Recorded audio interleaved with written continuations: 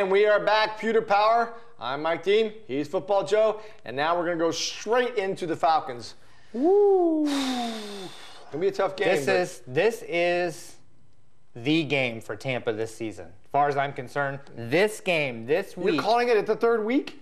It's important. This is a stand game for Tampa. They need to prove that they're good enough to play against Atlanta and New Orleans. They have to win the division. There's no question. If they don't win the division... Well, 10-6 didn't get in the playoffs last year. 10-6 didn't make it. And in this division, Atlanta's playing great, New Orleans is playing great, Tampa's looking okay. So you got to win. There is no getting around it. I mean, it's just what it is. Atlanta lost big to Chicago the first week. Comes back and beat the Eagles, which is a hard game. I think that game was 38-35. Right, yeah. NFC South standings. Just to give a quick standings look, they won that game. They won that game 35-31 over the Eagles. Yep. You know, and New Orleans won 30-13 over the Bears, and we won. Of course, that's not right. 20-20. We won 24-20. Yeah. But anyway, it is what right now. You're right. Maybe right at this particular instance, looking at it, we probably have to get by Atlanta just to give us a shot at the division title. Absolutely. And the Carolina Panthers, even though they're 0-2. He has had over 800 yards passing, Cam Newton. I picked him up in my fantasy league. So, and Tampa's not a great pass defense team. So they make me a little bit nervous coming into that game later on in the season with them, and they're going to have a little more time to get their gel on, and that may not be good for Tampa. Tampa's ranked 18th right now, and with only 2 games going, but it's still, it's what it is. But I tell you, what I like about this is that against Atlanta is that they're ranked 26th right now in defense against the rush. Absolutely. Which is right up our alley. Okay, yep. So, and Matt Ryan is the quarterback to stop. I mean, he's a good quarterback, and they got Turner, who's going to do the runs. But let's go ahead and get your keys of the game now. Because that kind of brings in this whole rushing thing. So, keys of the game. Remember the last 30 minutes. What does that mean? That's so important because in the last 30 minutes of the game last week, Josh Freeman was 15-20 for 191 yards and a touchdown. Blunt had 66 yards and 2 touchdowns in the second half, and the defense shut down Adrian Peterson, only let him get like 15 or 20 yards in the second half. Right. So remember what you did. They've had 56 consecutive games where they have not scored more than 7 points in the first quarter. That is a streak, the only one in the NFL that's anywhere near that long. Wow, that's a great little for small tidbit there. Scoring amounts. Yeah. Over a long period of time. 56 games, that's like 4 years of football. They have not scored more than a touchdown in the first quarter. And actually this year they haven't scored barely anything in the first quarter. I'm impressed you just did that math in your head. Listen, I'm pretty smart, I know exactly what's going on. All right, let's go to number 2. Number 2, stop Matt Ryan on third down.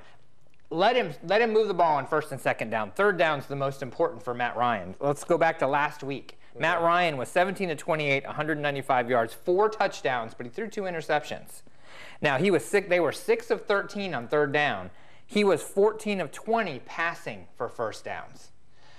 There you go. That's where it's at. Julio Jones is going to be huge this week. Aqib Talib on him? Aqib Talib's going to be on him, or he's going to be on Roddy White. You got to figure they have Roddy White, they have Julio Jones, and they have Tony Gonzalez.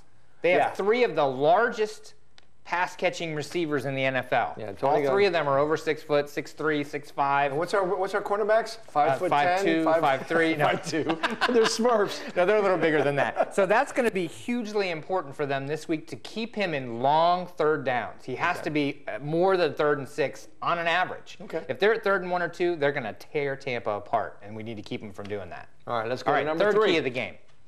No big plays for running back Michael Turner. He does not have to. Even if he has 100 yards, like Adrian Peterson did, he never clipped off any large plays. Last week against the Eagles, he had a 61-yard run that set up another run for a touchdown quick. Right. We have to keep him from doing that. Okay.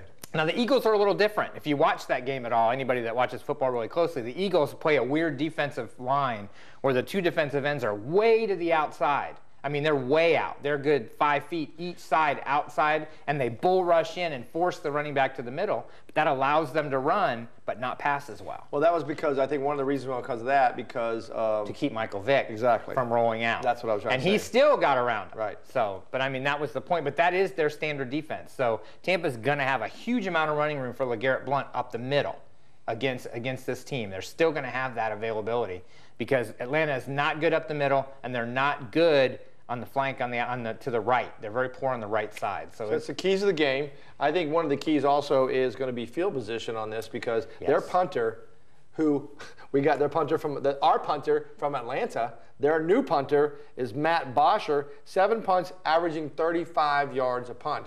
Our punter, 52 yards a punt. $19 million. That's the best $19 million we ever spent. I'm saying we have said that every single game. You know, and before the season, people are like, "Oh my They were God, giving you a how hard could time you on it." spend $19 million on a kicker?" Well, he's been the player of the game 2 games in a row, really, other than Josh Freeman coming back in the second half. He's given them field position. Yes. I mean, the And game taking them before against Detroit, they had 80-yard drive, 78-yard drive. Detroit did. Yep. But they still were in the position. If the defense would have played like they should play. And he also was in took the out right spot. he took out Percy Harvin from being a weapon on the kickoff because it was 3 or 4 times past the end zone. So that was another key point. So definitely well worth it. So last week, Atlanta allowed the Eagles to have 314 yards passing and 133 yards rushing. So that's over 400. That's 447 yards of offense.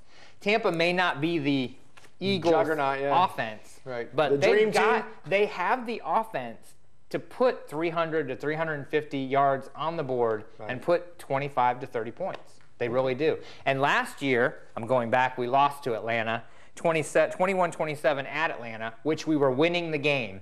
And we did not win at the very end. Right. We did not make it on 4th and 1 and lost the game. And then we lost to them at home, 28-24. Remember that? It was that Mr. Weem, W-E-E-M, Weems, 103-yard kickoff return for a touchdown, and then a touchdown pass late in the game and ended up winning the game right at the very end. Tampa was up by like 12 points going into that point. So crucial game here for the Buccaneers to kind of stay in the race for the division title. And that's going to be coming down to what we talked about in the keys of the game, so make sure you're looking for that. Stay tuned because we're going to come back. We're going to have, what are we going to have? We're going to talk about Bonehead. We're going to have a question. I have a hard question. And we're going to talk about around the NFL. Right. We got a lot of things to talk about yet. So kind of a little bit of everything. Joe's around the NFL now, around the NFL. I'm round. No, I didn't but not around. You did say that. I didn't say it. You did say that. All right. We'll be right back after this.